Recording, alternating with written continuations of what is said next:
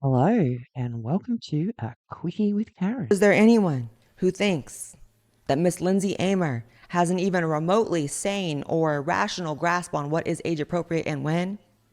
With content like, what is gender dysphoria? Me and my dysphoria monster. Yeah, gotta let them know about debilitating mental illness that is so bad you're relating it to being a monster. That's not scary. Drag queen makeup transformation. Yeah, change yourself, transform. Don't accept how you look, kids. Sesame Street was wrong. Don't have confidence with that. Change how you look entirely using that thing that 99.9% of parents won't let you even use until you're in your late teens. What are pronouns? Notice how she didn't forget that Party City wig, the leftist, diddler, wardrobe staple. I think I just have like bad wig PTSD, you know? Keep it cute, girl. Keep it real cute. Let's get ready for election day. You know they can't vote, right? What's an abortion anyway? Really? Maybe that thing that gay people don't even need because they're gay and can't get pregnant? Am I the crazy one here? Like, even if the topic of abortion in general was even remotely appropriate for a 4-year-old to hear about, if the goal is to teach them about gay people, Halloween is a queer holiday. Really?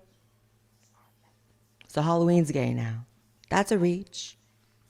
Especially with those little dinosaur arms of yours. But you know what? See for yourself how not acceptable for kids this demon's content is. It's okay to be gay. We are different in many ways. Doesn't matter if you're a boy, girl, or somewhere in between. We all are part of one big family. Gay means happy. So notice the GMA in the corner. Good Morning America.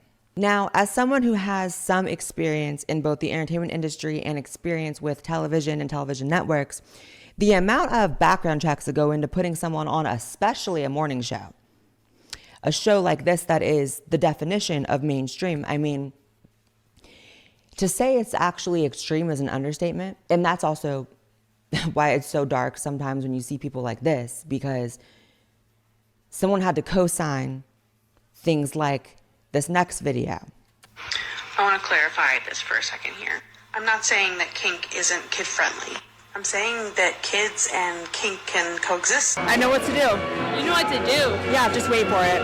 Whoa, is that really your friend? Have a seat, baby. Kids and kink can coexist. Juxtapose this with the video a second ago. It's okay to be gay. Ukulele, right? That's the real her. In bed here, having her little dark thoughts, making a little late night TikTok about how kids and kink can coexist. I'm sorry.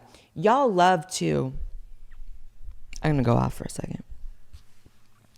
I feel like everyone has a basic understanding that pedophilia is a huge problem in society, and we would like to make steps to mitigate it at worst and eliminate it at best, right? Like, that's the goal, or should be the goal for everyone. However, people also have this thing where they skate around using that word even when it's appropriate because they don't want to, and I understand it, they don't want to falsely accuse someone, they don't want to, sound too hyperbolic, but I'm sorry, that also enables some people who absolutely deserve the label of pedophile to get away with not having to have that label, especially women. That's real. A lot of women acting out their pedophilic thoughts, letting that demon out publicly, and y'all ignore that because they're women. That's another thing. But that's part of the problem, right? When you avoid using that word for people because you don't want to falsely accuse someone, and I get that, sometimes they do deserve it. And in my opinion, this is a clear-cut case of that. I do believe that this woman is a pedophile, and if you think that's too extreme or I'm jumping the gun, jumping to conclusions here.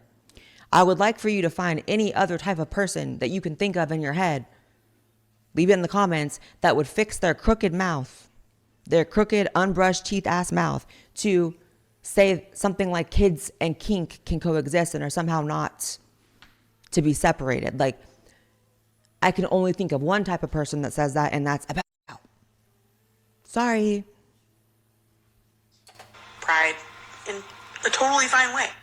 There's a nuance here that making an event kid-friendly doesn't mean sanitizing it, aka taking something like kink out of pride. Making pride kid-friendly is not the same thing as sanitizing pride.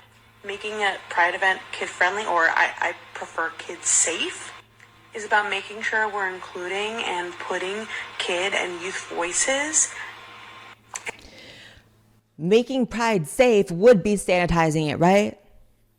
Not in your mind, because you want it dirty, because you're dirty. Miss Lindsay Amer. That's literally what you're saying. Don't sanitize pride because it's safe for kids. What are you talking about? Anyone who's ever seen videos of